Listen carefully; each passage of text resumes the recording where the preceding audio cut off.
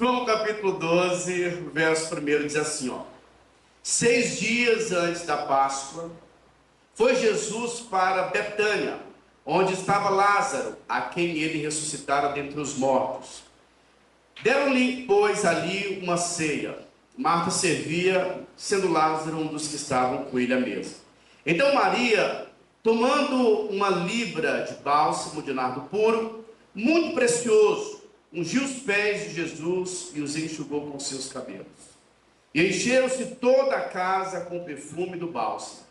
Mas Judas Iscariotes, um dos seus discípulos, o que estava para traí-lo, disse: por que não se vendeu esse perfume por 300 denários e não se deu aos pobres? Feche os olhos.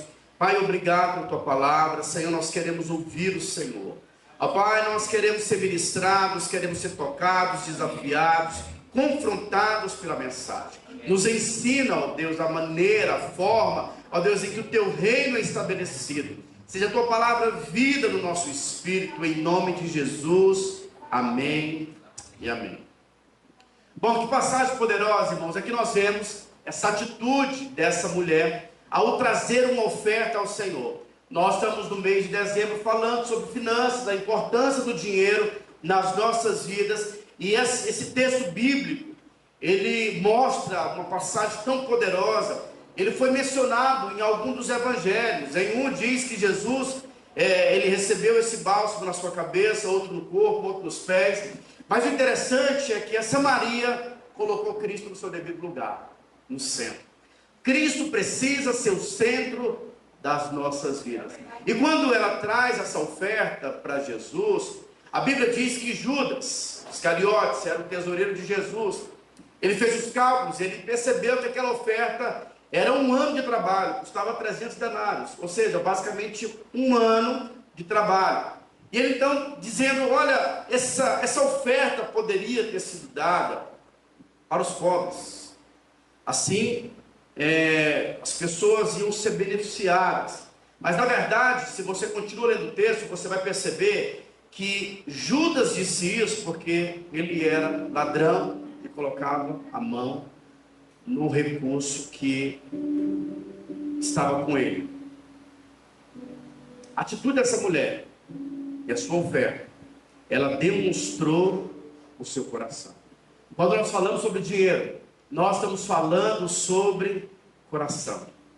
A Bíblia fala mais sobre dinheiro que sobre fé, que cura e salvação juntos. São mais de 2.000 e talvez 300 passagens que falam sobre finanças.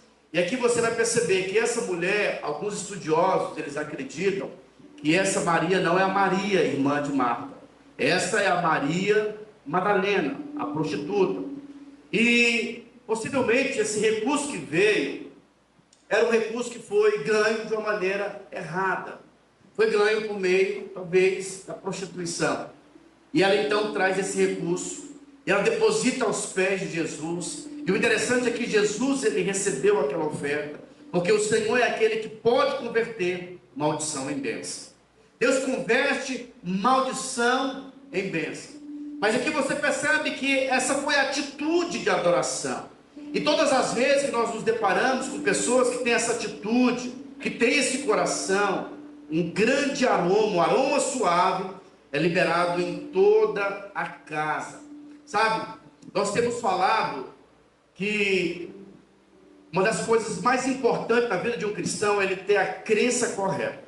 A sua vida é resultado das suas crenças. Então tem muitas pessoas às vezes que não estão avançando na sua vida, não estão crescendo, porque existem crenças limitantes, crenças erradas. E nós então precisamos mudar a nossa forma de pensar. E mesmo no meio cristão, mesmo no meio evangélico, foi liberado, foi introduzido 2 tipos de teologia. A primeira teologia que foi liberada é chamada de teologia da prosperidade. Essa teologia da prosperidade, ela diz que quando você está bem financeiramente, é porque você tem a bênção de Deus. E sabe, eles talvez aí converteram o evangelho a vidas prósperas. Então as pessoas vivem em função do dinheiro. elas vivem em função de serem bem-sucedidas. E esse evangelho, ele é perigoso, porque as pessoas que estão bem, elas podem muito bem condenar quem está passando por um tempo de transformação, de quebrantamento. Então, essa teologia ela é perigosa. Por quê? Porque eu posso dizer que o evangelho Cristo morreu na cruz para que eu ficasse rico, e essa não é o ensino do Novo Testamento. Mas nós temos outro ensino, que é a teologia franciscana. A teologia franciscana, ela foi fundamentada aí pelo ensino de Francisco de Assis, que era um padre. Ele era um monge, na verdade, depois se tornou um padre, e ele decidiu abrir mão de toda a sua riqueza que ele tinha. Veio de uma família muito rica, mas ele não deu aos pobres os seus bens. Ele simplesmente deixou com a sua família, e ele foi então servir ao Senhor. E por meio do Francisco de Assis, foi liberado no meio evangélico uma cultura em que as pessoas acreditam que humildade e pobreza é algo que está ligado. Mas eu posso falar para você que quem é pobre nem sempre é humilde. A humildade não está muito ligado a ter ou a não ter. A humildade está ligado a coração. E o que acontece? Então muitas pessoas usam alguns textos da Bíblia. Eles dizem o seguinte: olha, é mais fácil entrar um camelo no buraco de uma agulha do que um rico entrar no reino dos céus. Eles também usam um texto fora do contexto, que é 1 Timóteo, capítulo 6, verso 10. E eles dizem assim: olha, está vendo? A Bíblia está dizendo aqui, que o amor, que o dinheiro é a raiz de todos os males. Mas Paulo não está dizendo isso. Paulo diz que o amor ao dinheiro é a raiz de todos os males. Mas existe uma teologia correta. E essa teologia é aquela que realmente nós queremos entender. E é sobre isso que eu vou falar para você hoje. Toda prosperidade vem com um propósito. Deus nos abençoa com um propósito. Então nós podemos olhar isso na vida do povo de Deus. Eles, por muito tempo, durante 400 anos, a nação de Israel, de acordo com a profecia, eles passaram um perrengue. Eles se tornaram escravos, ficaram ali sob o jugo de Faraó. E eles trabalhavam e não ganhavam nada, viviam para comer. Era o povo de Deus, mas estavam vivendo debaixo do jugo de Satanás. E a gente sabe que existe na teologia algo que nós chamamos de tipologia. O que seria a tipologia? É um tipo. Então nós podemos dizer que Faraó é um tipo de Satanás no Velho Testamento. Nós também podemos dizer que o Egito é o mundo, representa o mundo hoje. E a maneira de Faraó fazer com o povo de Deus é sempre te levar para o estágio da escravidão. O diabo quer te levar na cegueira, para que você se enxergue e se veja como um escravo. Mas a Bíblia diz, os irmãos conhecem a história, que Deus levanta e estabelece Moisés. Moisés é um tipo de Cristo no Velho Testamento. Ele é um libertador. Ele foi chamado para libertar a nação de Israel na força e no poder de Deus. E foi isso que aconteceu. Ele então tira o povo, sabe, debaixo do jugo de Faraó. E Deus dá uma ordenança para Moisés, dizendo: Moisés, quando você pedir para o povo vir te acompanhar, peça para ele conversar com os seus vizinhos egípcios e pedir para ele recurso financeiro, dinheiro que eles vão dar. E aí vem a grande prestação de contas. Deus é o reto juiz e você vai ser restituído. Assim aconteceu com a nação de Israel. Eles estavam debaixo do jugo de Satanás, mas quando eles saíram, eles começaram a pedir para os seus vizinhos, e a Bíblia diz que os egípcios foram movidos e trouxeram ouro, prata, e trouxeram as suas riquezas e depositaram na vida de cada um dos israelitas. E eles saíram debaixo do cativeiro, do jugo de Satanás, e eles foram para a terra prometida debaixo de riqueza.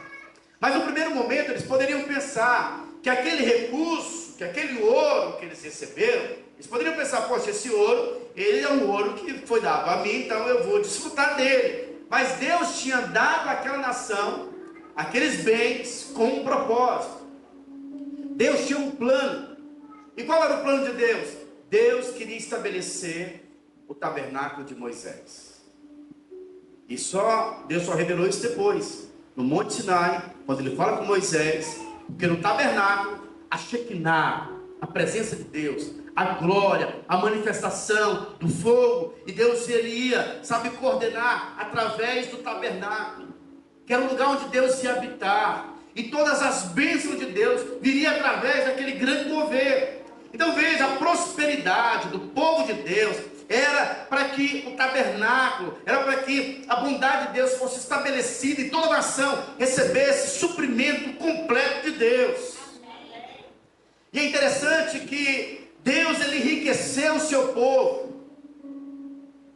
Deus poderia muito bem falar para Moisés: Moisés, eu sou Deus que conheço toda a ciência, e Moisés, eu quero que você vá em determinado lugar, porque você vai cavar e você vai encontrar ouro naquele lugar, pedras preciosas. Deus não fez dessa forma. Como que Deus faz?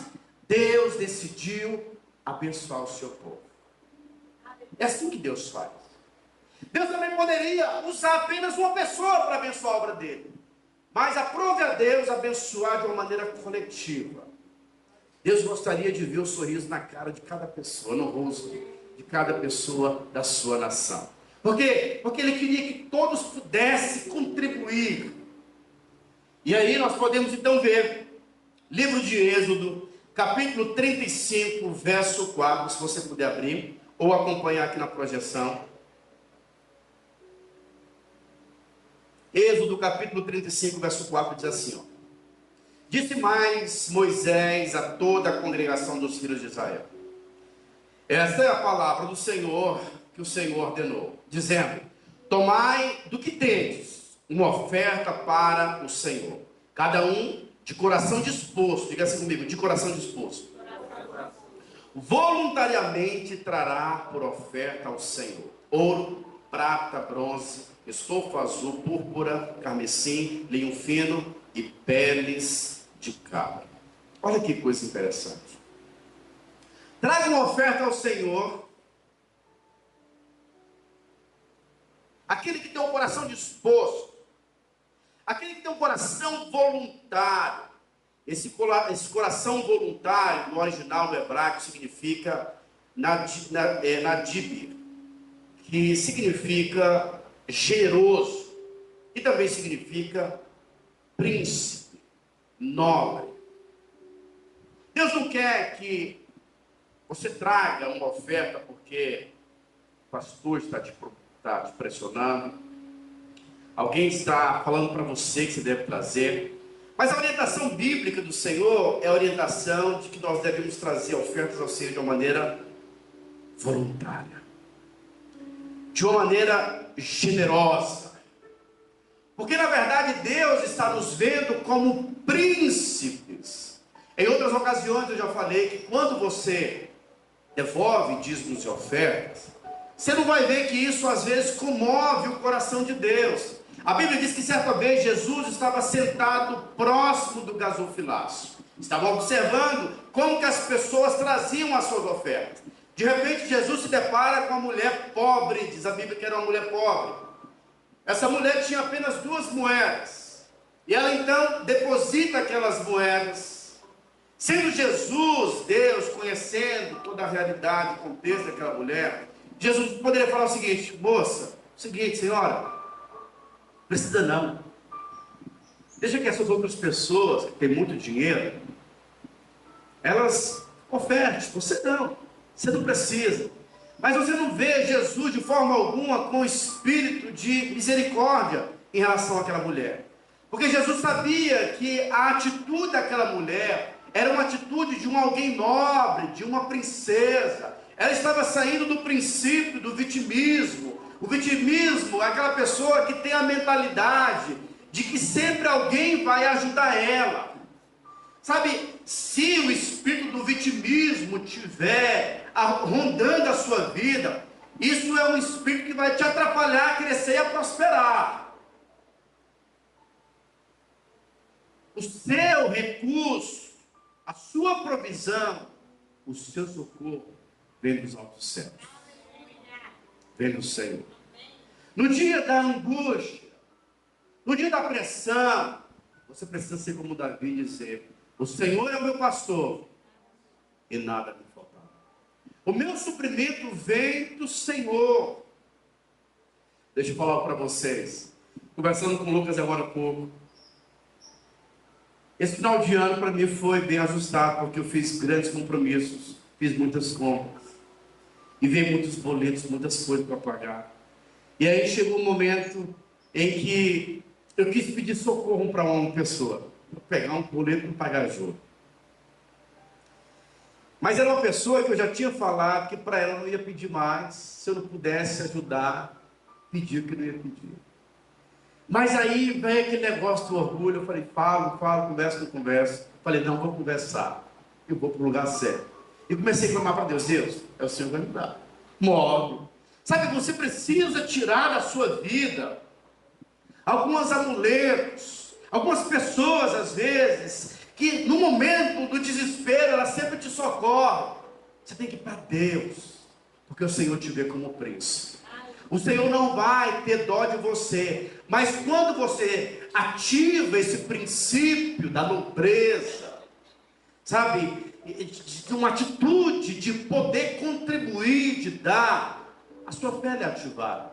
O Senhor estava ativando, então ele chama os seus discípulos e diz, olha, vem cá, hoje eu tenho uma nova lição para vocês, um ensino, e eu não ensino para vocês teoria, eu ensino para vocês prática. Essa mulher foi a mulher que mais ofertou no dia de hoje. E os discípulos, mas Senhor, como assim? E Jesus falou, olha, muitas pessoas ofertaram grandes quantias, mas essa mulher, ela não deu apenas essas 2 moedas. Ela deu tudo que ela tinha. Esses outros, eles estavam dando do que lhes sobrava. Ela deu a mim uma oferta de honra. Vocês estão me entendendo? Então perceba o seguinte, o alvo de Deus é nos levantar como uma geração de pessoas que são nobres. Não tem ninguém entre nós que não seja digno de trazer uma oferta ao Senhor. Sabe, irmãos, é claro que hoje, quando nós falamos sobre político e até sobre pastores, parece que algumas pessoas têm uma cultura, infelizmente, maligna no mundo, que parece que pastor é alguém que está querendo sacar o dinheiro que está na sua carteira. E muitos líderes ficam até um pouco intimidados quando se fala sobre esse assunto. Mas se eu não falar sobre esse assunto com você, você vai sofrer financeiramente, porque você não vai saber qual que é a maneira de Deus para a sua vida. E eu também vou prestar contas com o Senhor, porque isso não é um ensino meu, é um ensino do Senhor. E tem uma maneira em que os filhos de Deus precisam aprender a lidar com o recurso financeiro, e tem uma maneira em que o mundo lida com o dinheiro. E a maneira dos filhos de Deus é reconhecendo que todo o nosso recurso, o Senhor, Ele é a fonte. Quantos podem dizer amém por isso? E a atitude de Deus é sempre abençoar os pés e os sapatos. Diga assim, o Senhor abençoa os pés e os sapatos. Eu não sei se você sabe, mas as primeiras coisas que os filhos de Deus eles receberam e também deram de oferta ao Senhor foram os metais caros, ouro e prata. Mas eles tinham tecidos, eles tinham ali peles de animais. E diz a Bíblia no livro de Êxodo, capítulo 11, verso 2, diz assim, ó: fala agora aos ouvidos do povo que todo homem peça ao seu vizinho e toda mulher à sua vizinha objetos de prata e ouro.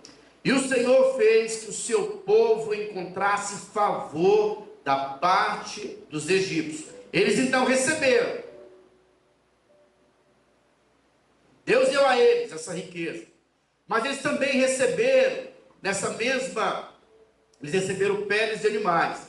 E no livro de Êxodo, a Bíblia diz que essas peles de animais marinhos, no original diz que era peles de golfinhos, que é a pele mais resistente. Essa pele era feita, eram sapatos bem resistentes, algumas roupas bem resistentes. Mas o povo de Deus, eles decidiram ofertar isso para o tabernáculo, e essa pele de animal seria colocada no santo, e era a parte externa, que era a parte mais resistente, que precisava ser colocada no santo lugar.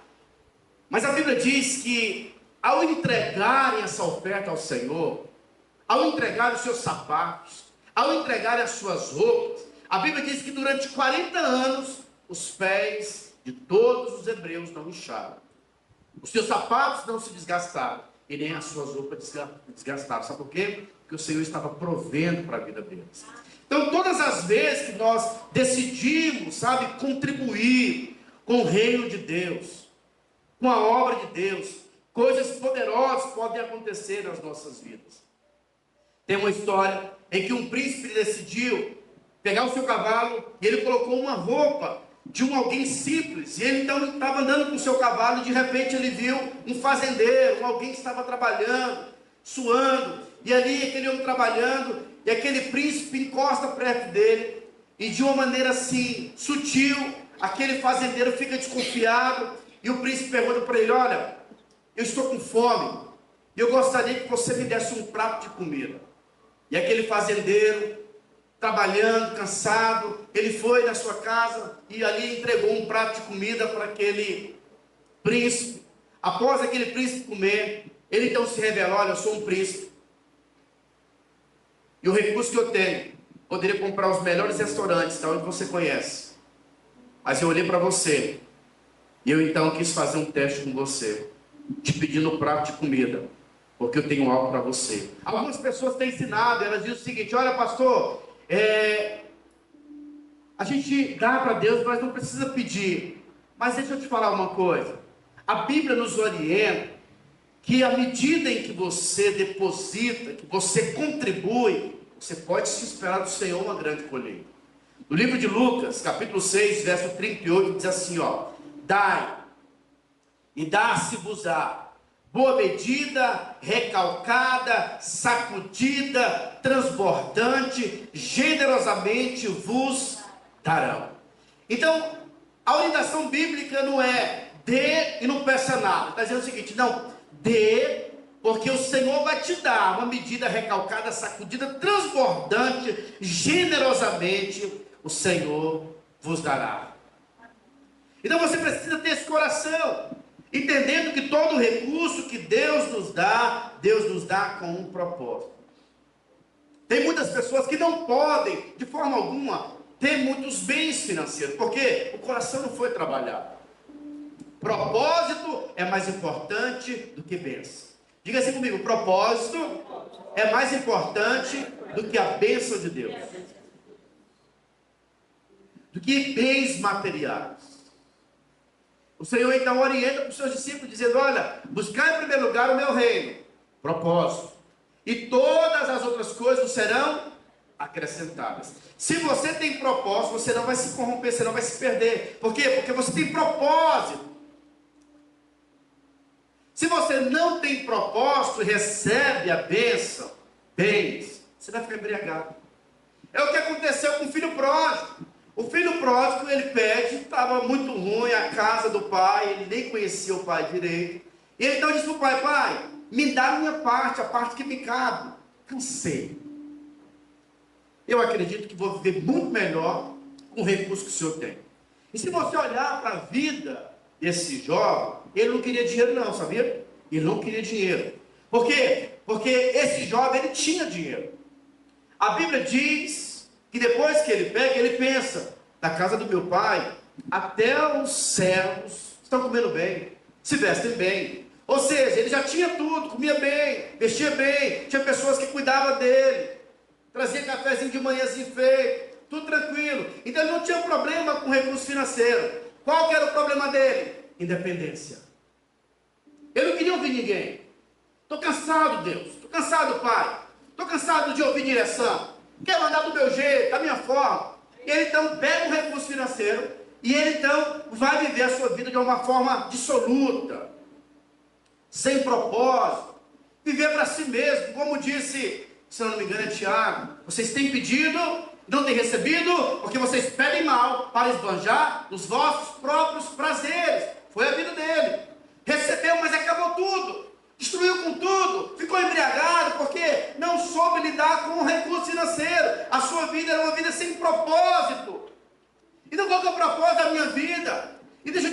Mas se você recebe recurso financeiro e não tem propósito, o seu Deus não é Jesus, é Mamon. Mateus capítulo 6, verso 22, a Bíblia diz que há dois senhores na terra. O primeiro senhor é o Senhor Jesus. E quando eu tenho Jesus, eu tenho um propósito. Eu faço o que Ele quer, não o que eu quero. Eu sou herdeiro do reino. Fui chamado para, cumprir a grande comissão, fazer discípulos, marcar a vida de pessoas. Mas quando eu não entendo o propósito, Mamon, que manda na minha vida. Ele que vai falar quantas horas que eu vou trabalhar. Ele que vai falar que se eu vou participar da obra de Deus ou não. Se você vai participar de comunhão ou não. Se eu tenho tempo ou não. Ele vai governar a sua vida. E deixa eu te falar, Mamon é uma companhia muito ruim para você. Paulo diz no livro de Timóteo, 1 Timóteo, capítulo 6, a partir do verso 10, que algumas pessoas que procuravam ser ricas ficaram atormentadas. Procurar ser rico é pecado, sim ou não? É. Procurar ser rico é pecado. Sabe por quê? Porque Mamon vai te atormentar. Pastor, então qual que é o correto? Você procura a bênção do Senhor. Provérbios capítulo 10, verso 12, se eu não me engano, acho que foi isso que nós colocamos hoje. Diz o seguinte, que a bênção do Senhor enriquece e nela não há desgosto. É isso mesmo? A bênção do Senhor enriquece e nela não há desgosto. Ou seja, você está ruim hoje, hein, Léo?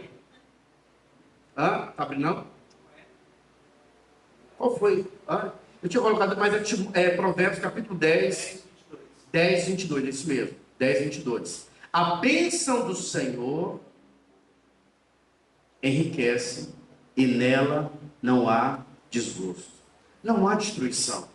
Mas Paulo diz que quando você não tem a bênção e corre atrás de uma maneira, louco, como o mundo tem corrido, você perde saúde, perde casamento, perde seus filhos, porque traz destruição. Mas quando eu tenho um propósito, isso vai potencializar aquilo que Deus tem para mim e para você. Vocês estão entendendo?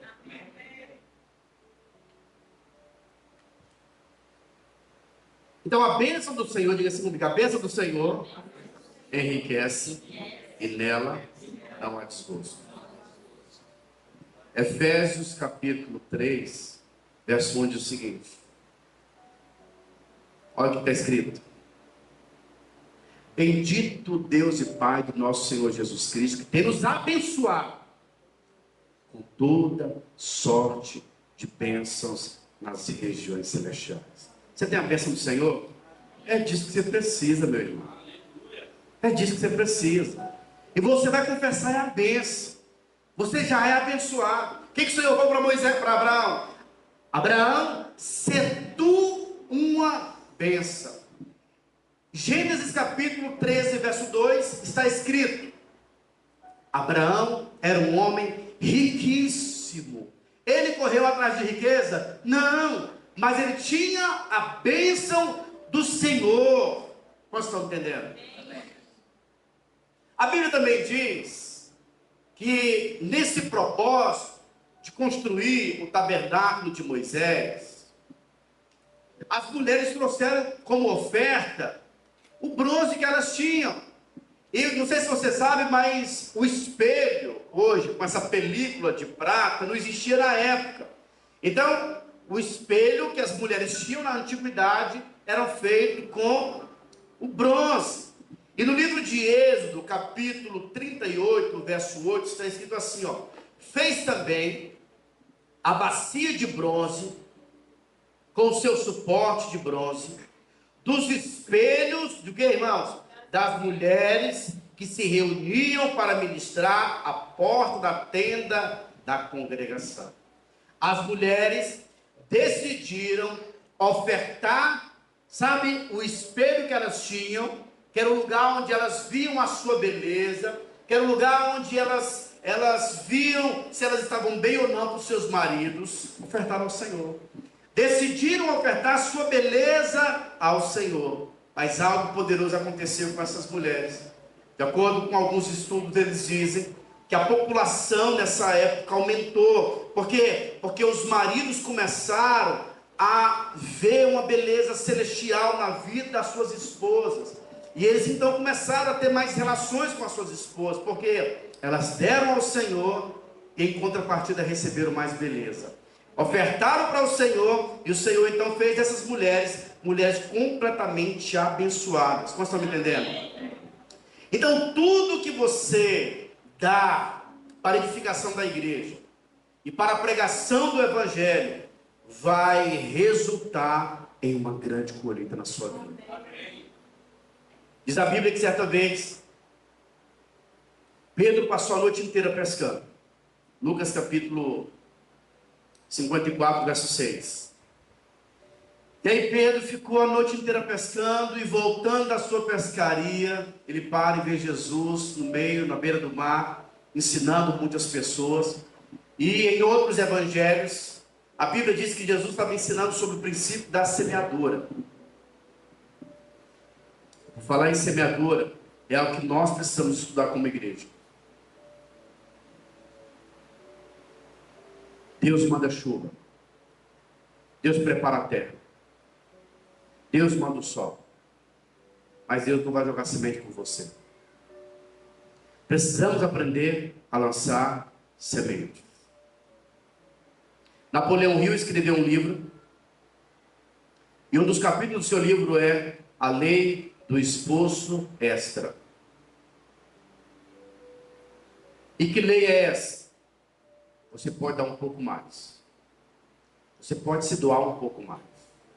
Mas nós vivemos em uma geração de pessoas que são completamente preguiçosas.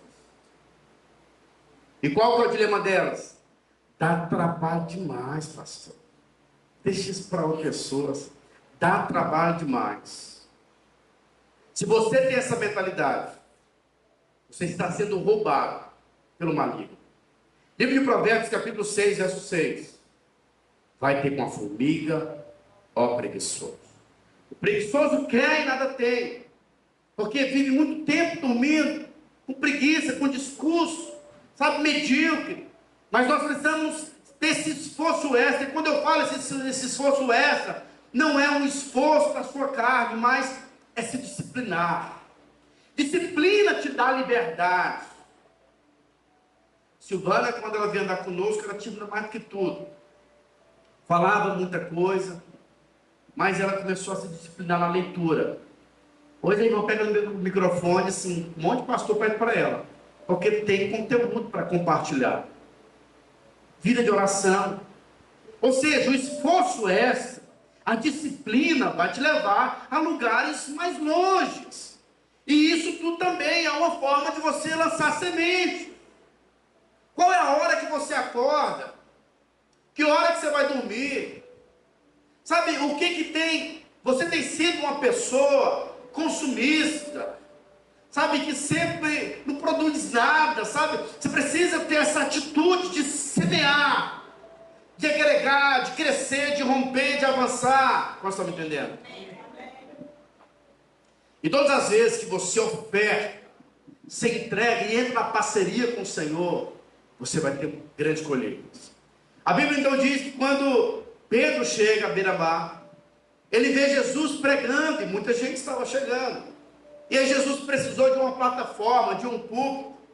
E ele então pede emprestado para Pedro o seu barco, o seu empreendimento. E Pedro fala o seguinte: Senhor, aqui é a minha oferta, essa é da minha empresa. E ele sobe ali e ele começa a pregar. E Jesus está falando sobre semeadura. Depois de um tempo, Jesus falou para Pedro: Pedro, é o seguinte, agora vamos colocar em prática aquilo que eu terminei de ensinar. Volta para o meio do rio e lança a rede. E aí Pedro poderia falar: não, Senhor, é o seguinte, eu sei que você é muito bom de ressuscitar mortos, eu sei que você já levantou cadeirante, eu sei que você já curou muitos enfermos, cegos, surdos, mudos, expulsou o gadareno, muito bom. Mas esse negócio de pescaria, Jesus, desde a infância estou envolvido. O mar ou o rio não está para pesca. Passei a noite inteira, olha os meus olhos aqui, ó. Estou com olheira, Jesus. Ele não falou isso, ele simplesmente foi. E aí depois que ele vai à beira-mar, ele lança ali a sua rede se encheu, ele teve que pedir ajuda, e eu acredito que os peixes também pulavam, porque é assim que acontece quando nós decidimos, sabe, entrar nessa parceria com o Senhor. A bênção do Senhor, ela enriquece, e nela não há desgosto, não há destruição. Todas as vezes que nós decidimos, sabe, entregar para o Senhor com o coração correto, as coisas vão acontecer. Sabe, às vezes nós não temos avançado ainda mais, porque talvez o nosso coração não foi corrigido completamente. Não falo de um alguém perfeito, mas eu falo de um alguém que é príncipe, que entendeu o propósito, que é um financiador do projeto de Deus, que quer tocar a eternidade, que quer ser usado por Deus, sabe, que não oferta, que não dizima, que não traz para o Senhor com um pesar, ou achando o que vão fazer com o recurso financeiro. Isso não está na sua alçada. O seu coração é um coração generoso para ver a obra avançar, romper, crescer e se alegrar com o avanço do reino de Deus. Irmãos, eu estava aqui angustiado, porque o Mateus era o principal para cantar. Aí ele segurando o negócio aqui, e o cabo falhando. Eu põe a mão em cima, e já vai pegar outro microfone. Ou seja, às vezes a gente não tem as ferramentas apropriadas, isso atrapalha o mover do Espírito, sim ou não? Irmãos, esse nosso microfone aqui é o Shure, é um dos mais caros que tem. Para quê? Você receber a mensagem é tranquilo. Mas tem igrejinha que você vai aí, pode ter a unção do Espírito Santo, o cara está cheio, mas você nem entende, parece que é um besouro que está na caixa, sabe? O cara está pregando, não entende. E aí, então nós precisamos de recurso para a obra do Senhor avançar. No tempo de calor, se o ar-condicionado não funciona, você nem concentra aqui na palavra. Precisamos de um bom ar-condicionado. Precisamos de boas cadeiras. E tudo isso tem a ver com recurso financeiro. E para sua surpresa, no ano da restituição, nós no começo do ano vamos para o novo prédio. Aleluia! Prédio maior, prédio novo. Você não se alegra não, irmãos? Amém. Prédio novo é um sinal de um avanço. Amém. Mas eu preciso contar com você. Agora, nós vamos ter o culto da virada.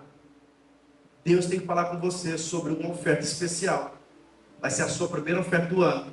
E esse dinheiro vai ser usado para esse novo prédio. Eu quero que você tenha um coração de príncipe. Você que ainda não pegou o envelope lá da primícia, pega esse envelope. Nós vamos orar. E eu tenho certeza absoluta que a sua sorte financeira vai mudar ainda mais. Se tem sido bom, Deus vai mudar ainda mais. Entenda, Deus está te dando, vai te dar, não tem problema com isso, porque você entendeu qual é o propósito da prosperidade. Algumas pessoas podem dizer o seguinte, elas dizem assim, ó, tudo o que você... Muitas pessoas dizem o seguinte, não, eu estou abençoando muito a obra. Mas na verdade é o inverso. Você tem sido abençoado por causa da obra de Deus. Não é você que está abençoado, é você que está sendo abençoado pela obra. À medida que você se envolve. O Lucas aqui é um testemunho. Esse irmão, quando ele veio andar conosco, o Lucas Carvalho, ele é empresário, gesseiro, da Design Gesso. Uma vez, fala esse testemunho. Uma vez, ele foi na casa de um irmão, e aí chegou lá, ele veio conversar comigo assim, bravo. Eu acredito que toda mudança acontece quando você recebe uma indignação santa. E ele disse assim para mim, pastor, eu não entendo não, estou chateado. O que foi, irmão? Esse irmão da célula ganha menos do que eu. Ele e a esposa não ganham nem a metade, ganha muito menos do que eu. E olha a casa deles, pastor. E olha a minha casa. Olha o que eu tenho, o que eles têm. E aí ali começou a mudança da vida do irmão. Deus começou a mudar. E aí ele disse para mim também que quando ele morava em Goiânia, ele ganhava muito. mas não viu o recurso também. E aí começou então a andar, envolvendo-se na obra de Deus. Hoje tem uma baita de uma casa, muito. Hoje é a casa mais bonita da igreja por enquanto. Por enquanto, viu, irmãos? E carrão. Acho que ele tem uma garagem, né, de carro. Tem quantos carros lá? Lá na casa dele tem quase uns 20 carros. Então assim, o irmão que tem os patrimônios, ele pode achar que é fruto do braço. Trabalhava muito, não tinha. Então quando eu me envolvo na obra de Deus, há uma bênção. Até quando você não é fiel, migalhas caem da mesa para você. Mas Deus não quer te dar migalhas. Deus quer te dar pão. Deus quer te dar abundância. Deus quer te chamar para a mesa, para que você possa desfrutar do grande banquete do noivo.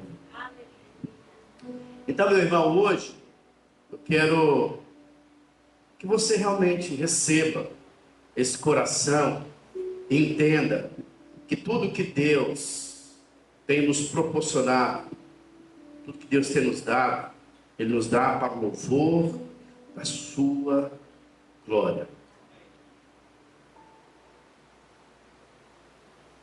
Deus não está chamando muitos intelectuais para a obra dele. Deus não está chamando muitas pessoas ricas para a obra dele.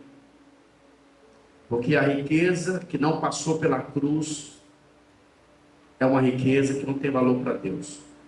Ah, se o Silvio Santos se convertesse, ia ganhar muitas pessoas. O talento e a habilidade dele sem a cruz não serve de nada.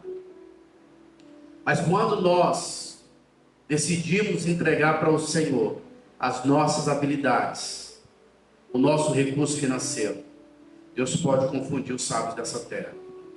A Bíblia diz que um grande homem chamado Saulo de Tarso era discípulo de Gamaliel, era alguém erudito, era alguém habilitado, alguém que conhecia toda a ciência.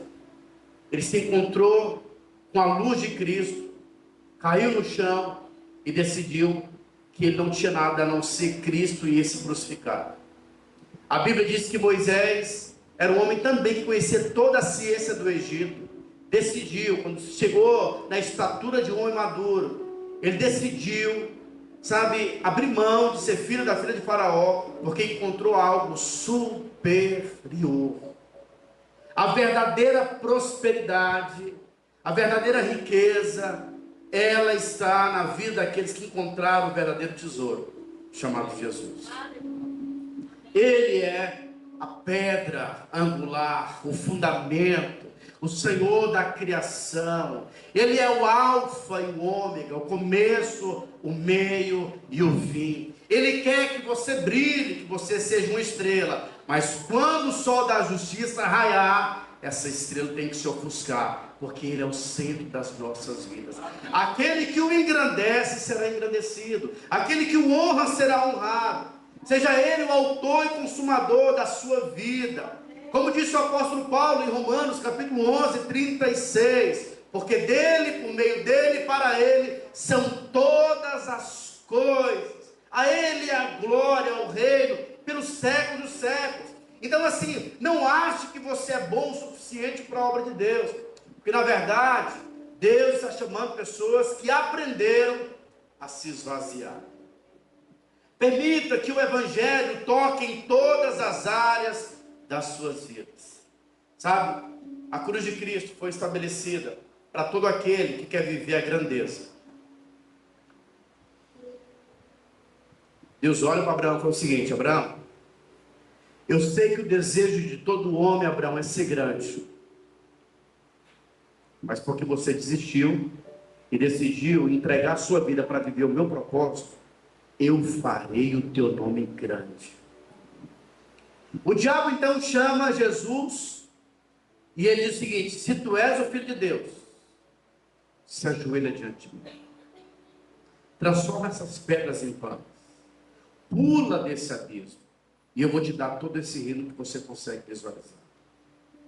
E aí Jesus olha para ele e fala o seguinte, em todas as vezes Jesus fala: está escrito, nem só de pão vive o homem, Está escrito, não tentarás o Senhor teu Deus. Está escrito, não existe, não adore um outro Deus além do Senhor. Jesus sendo Deus, não quis por usurpação ser igual a Deus. Antes, a si mesmo se esvaziou, colocando-se na posição de servo, pelo que Deus o exaltou e o colocou acima de todo nome. E ao nome de Jesus, todo joelho, toda boca confessará. E Ele tem autoridade nos céus, na terra e debaixo da terra. Governo, honra, glória verdadeira, Deus só dá para homens e mulheres que são vazios de si mesmos.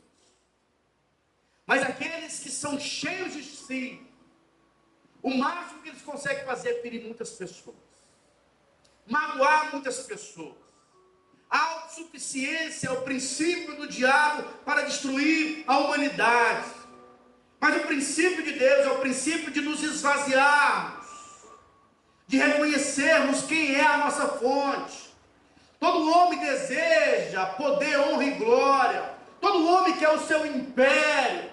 Mas quando Jesus ensina os seus discípulos, no livro de Mateus, capítulo 6, ele ensina sobre o Pai Nosso, ensinando os seus discípulos a orar. Ele conclui a oração dizendo: Senhor, pois teu é o reino, o poder, a honra e a glória. Amém.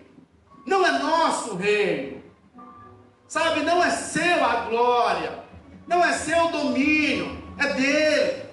Mas eu quero que você entenda, quando você se esvazia, obviamente as pessoas vão falar: poxa vida, fui muito marcado pela sua vida. E você vai falar: glória a Deus, a Ele.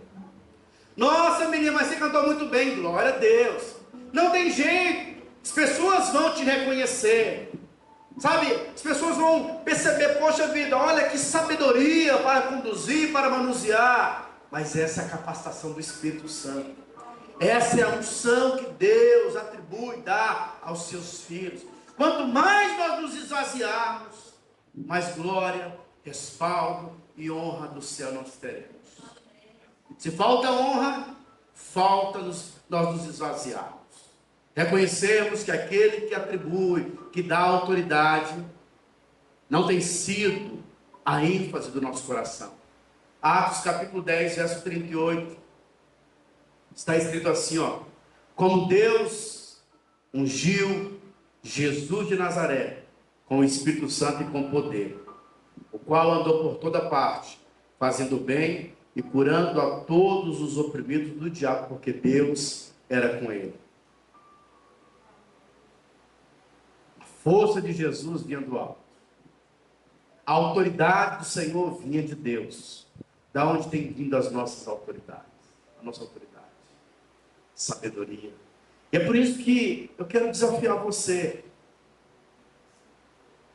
Coloque como desafio vencer o gigante financeiro do seu coração.